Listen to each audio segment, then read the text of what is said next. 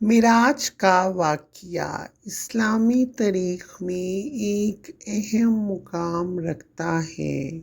یہ واقعہ 27 رجب کی رات میں پیش آیا، جسے عام طور پر لیلۃ المعراج کے نام سے جانا جاتا ہے۔ اس واقعے کے دوران حضرت محمد صلی اللہ علیہ وآلہ وسلم کو اللہ تعالیٰ نے ایک خاص سفر پر بھیجا۔ اس مقام کا آغاز مکہ مکرمہ میں ہوا، جہاں آپ اپنی زندگی کے مشکل ترین دور سے گزر رہے تھے۔ آپ کی دلی حالت کو سمجھتے ہوئے اللہ تعالیٰ نے آپ کو ایک خاص موقع عطا فرمایا۔ حضرت جبرائیل علیہ السلام آپ کے پاس آئے اور آپ کو براق نامی ایک خاص سواری پر سوار کر کے لے گئے۔ آپ کو پہلے مرحلے میں براق پر سوار کر کے بیت المقدس لے جایا گیا۔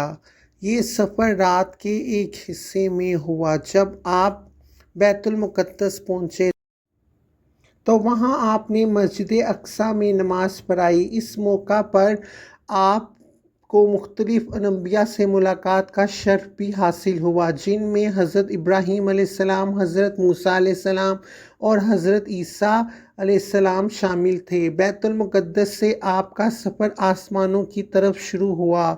آپ نے سب سے پہلے آسمان پر قدم رکھا، جہاں آپ کی ملاقات حضرت آدم علیہ السلام سے ہوئی۔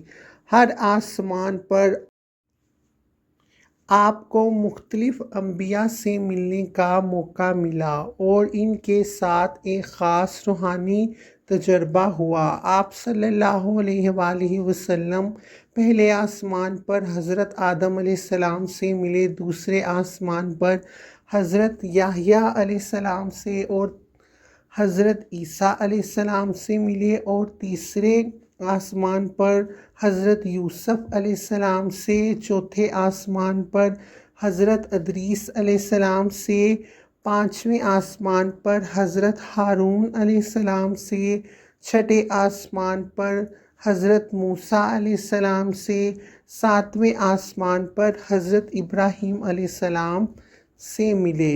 جب آپ ساتویں آسمان پر پہنچے تو آپ کو اللہ تعالیٰ سے بات چیت کرنے کا شرف حاصل ہوا، جس میں آپ کو 50 فرض نمازوں کا حکم ملا، مگر پھر بعد میں آپ صلی اللہ علیہ وآلہ وسلم کی درخواست پر 50 سے 5 نمازیں کر دی گئیں۔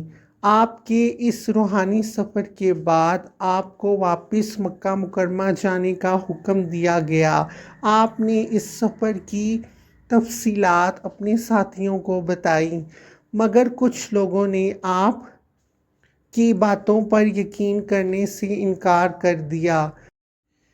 معراج کا واقعہ مسلمانوں کے ایمان میں ایک اہم مقام رکھتا ہے۔ یہ واقعہ اللہ کی قدرت، نبی کریم صلی اللہ علیہ وآلہ وسلم کی عظمت اور نماز کی اہمیت کو واضح کرتا ہے۔ اس کے علاوہ یہ واقعہ مسلمانوں کو صبر، ایمان اور اللہ کی رضا پر قائم رہنے کی ترغیب دیتا ہے۔